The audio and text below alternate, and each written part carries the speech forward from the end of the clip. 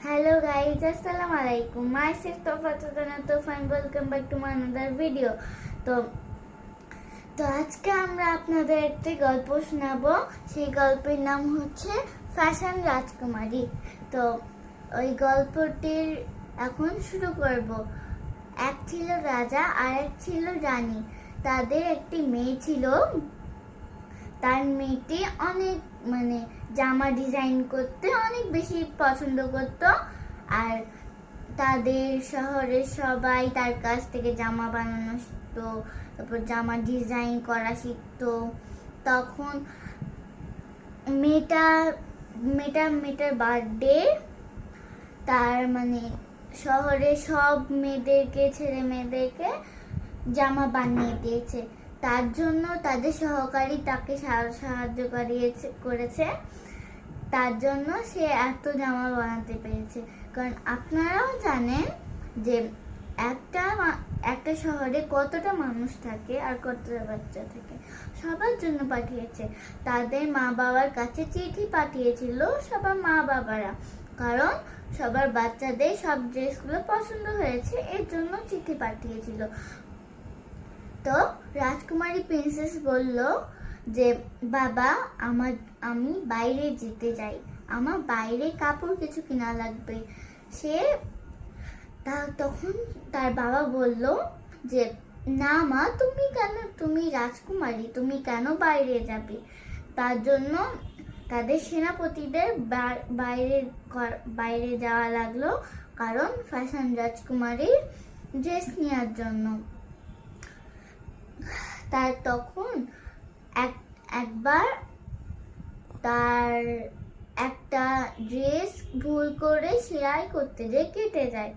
তখন তার সে খুবই মন ছোট করে যে তার ড্রেসটা এইভাবে কেটে গেল।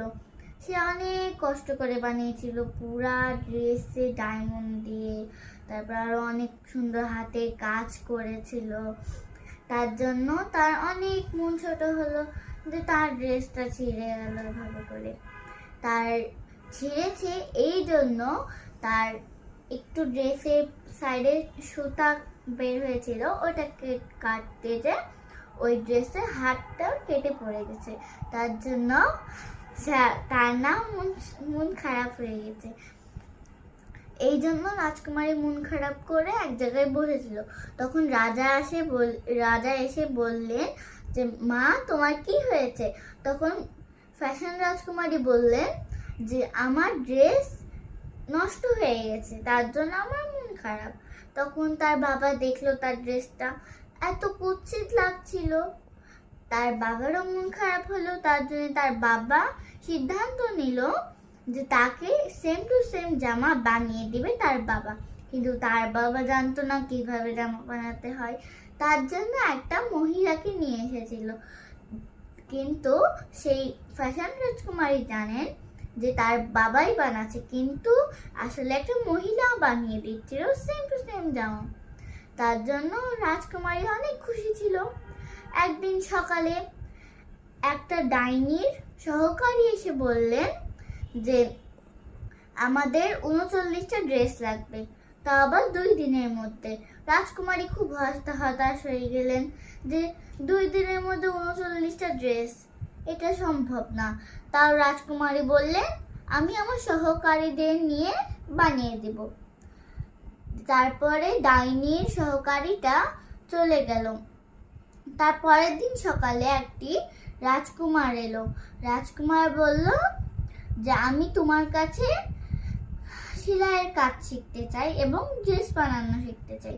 তো রাজকুমারী বললেন যে তুমি তো রাজকুমার, আমার কাছে কেন? তোমাদের শহরের যে কোনো কারোর কাছে শেখা উচিত ছিল এই কাজ, কিন্তু তুমি যখন এত দূর থেকে এসেছো তো আমি শিখিয়ে দিব।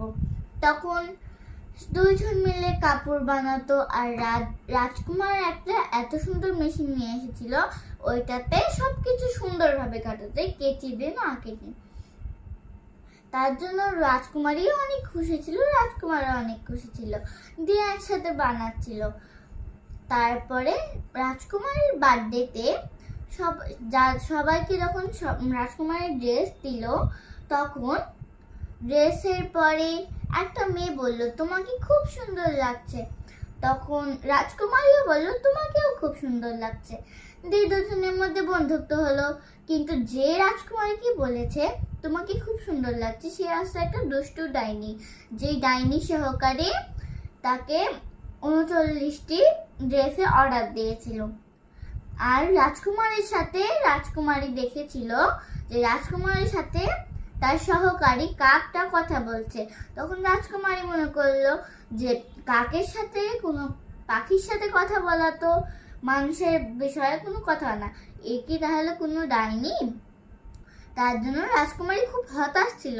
তারপরের দিন সকালে যখন সে জামা সেল করছিল, তখন সে দেখলো যে রাজকুমারী তার সাথে খুব খারাপ আচরণ করছে। তার জন্য রাজকুমারের খুব মন খারাপ ছিল। কিছুক্ষণ পর যখন তার বার্থডে সেলিব্রেট করা হচ্ছিল, সে রাজকুমারী সারা রাত ধরে কাপড় বানিয়ে, জামা বানিয়ে খুব ক্লান্ত ছিল, এর জন্য কেক কাটার সময় ঘুমিয়ে পড়েছিল। এটা কিন্তু অনেক হাস্যকর কাহিনী। কেক কাটার সময় ঘুমিয়ে পড়েছিল। রানী আর মেয়েকে ডেকে ডেকে বলছে, কি তুমি কি শুনতে পাচ্ছ? তাকিয়ে দেখছে তার মেয়ে কেকের সামনে ঘুমিয়ে আছে। তখন সব অডিয়েন্সরা দেখে অনেক হাসাহাসি করেছিল। ধীরে ধীরে ধীরে ধীরে রাজকুমার আর রাজকুমারীর মধ্যে ভালোবাসা জেগে উঠেছিল। তখন একে অপরকে দুজনে ভালোবাসতো, দুজনের সাথে কথা বলতো, প্রতিদিন রাতে দেখা হতো। তার জন্য তারা একটু মিল হচ্ছিল। যেই দিন তাদের বার্থডে ছিল, দুজনের একসাথেই বার্থডে ছিল, সেটা কিন্তু কেউ জানতো না যে দুজনের একসাথে বার্থডে। প্রিন্স জানতো প্রিন্সের আলাদা দিনের বার্থডে, আর রাজকুমারী জানতো রাজকুমারীর সেই দিনের বার্থডে। কিন্তু কেউ জানতো না যে প্রিন্সেরও বার্থডে রাজকুমারীর সাথে। তো দুজনের বার্থডে সেলিব্রেট করা হলো।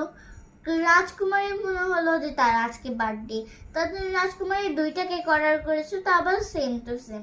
একটা তো রাজকুমার লিখা আর একটা রাজকুমারী লিখা।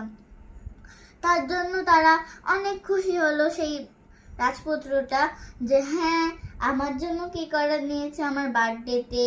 রাজকুমার সবাইকে বলতো আমার আরো মেলা দিন পরে বার্থডে, কিন্তু সবাই রাজকুমারী মনে করলো এইটা যে তার বার্থডে তার সাথে, তার জন্য সে 2টা কেক অর্ডার দিয়েছিল। সেই রাতে সকাল থেকে সন্ধ্যা পর্যন্ত মেলা নাচ গান চললো। যখন রাত 12টা বাজে, তখন সবার ড্রেস নোংরা হয়ে গেল। কিন্তু কেন হয়ে গেল কেউ তো সেটা জানে না। একটা মেয়ে এলো, সেটা হচ্ছে একটা দেশের রাজকুমারী, কিন্তু কেউ জানতো না যে সে একটি শয়তান রাক্ষস। সেই রাজকুমারের এবং রাজকুমারীর উপরে দোষ দিল, যেটা ডাইনি ছিল। তো সেই ডাইনিটা কি বললো সেটা জানা যাক। তো ডাইনিটা বলল যে রাজকুমারী একটি ডাইনি, তার জন্য সে জামায় কেমিক্যাল মিশিয়ে এরকম করে জামা বদলিয়েছে এবং কমা কাপড়কে ভালো কোয়ালিটির কাপড় বলে আপনাদের দিয়েছে। তাই বলে রাজকুমারীকে তো শাপ করলো। আসলে যেই ডাইনি বলেছে সেই ডাইনি হচ্ছে কাপড়ের ভিতরে একটি জাদুবিদ্যা জল মিশিয়েছিল, যার জন্য কাপড়গুলো রাত 12টার পরে এরকম হয়ে গেছে। আপনারা তো সবাই জানেন যে রাত 12টার পরে জাদু আর থাকে না। এটা কিন্তু সত্যি একটা কথা, রাত 12টার পরে জাদু আর থাকে না। তার জন্য সে বলল যে রাত 12টার পরে আর জাদু থাকে না, এর জন্য তার জাদুবিদ্যা শেষ হয়ে গেছে। তাই আপনাদের জামা এর জন্য এরকম ময়লা এবং বিশ্রী কাপড়ের হয়ে গেছে। তখন রাজকুমার বলল, ডাইনি তুমি দোষ দিও না, রাজকুমারী এখানে কিচ্ছু করেনি। তখন ডাইনিটা বলল যে তোমার কাছে কি দোষ আছে, আমার কি প্রমাণ আছে যে তুমি আমাকে এভাবে দোষারোপ করছো? তখন রাজকুমার একটি জাদুর পাথর বের করলো। তখন রাজকুমারী বলল, তাহলে তুমি আমাকে ধোকা দিয়েছো? তোমার কাছে জাদু বিদ্যার এরকম জিনিস আছে, তুমি জাদু জানো? তার জন্য রাজকুমারের মন খারাপ হলো। কিন্তু রাজকুমার বলল যে আমি কোনো জাদু কখনো কোনো খারাপ কাজে ব্যবহার করি না, আমি ভালো কাজে ব্যবহার করি। তখন তখন রাজা কি করলো, বললো যে বিশ্বাস হয় না, তুমি এটা জাদুর পাথর। তখন রাজপুত্র বলল, আপনাদের আমি এখন জাদুর খেলা দেখাবো। তখন পাথরটি হাতে নিয়ে চোখ বন্ধ করলেন রাজকুমার। তখন সেই প্রথম রাজকুমারী, ডাইনি রাজকুমারী আসল রাস্তা সবার সামনে এলো। ডাইনি রাজকুমারীর বেগুনি কালার, কালো বেগুনিতে পাখা বেরিয়ে এলো বাদুরের মতো, ঠোঁটে কালো লিপস্টিক চলে এলো, ঠোঁটে গায়ে বিচ্ছি জামা চলে এলো। তখন সবাই জানতে পারলো যে সে একটি ডাইনি। তখন সেই রাতে অনেক বড় একটি গন্ডগোল হয়েছিল, তার জন্য তখন সব ধ্বংস হয়ে গেছে। রাজা রানী প্রিন্সেসকে নিয়ে এক জায়গায় দাঁড়িয়েছিল। দাঁড়িয়ে রাজা এটা ঘোষণা করলো যে এটাই আসল ডাইনি।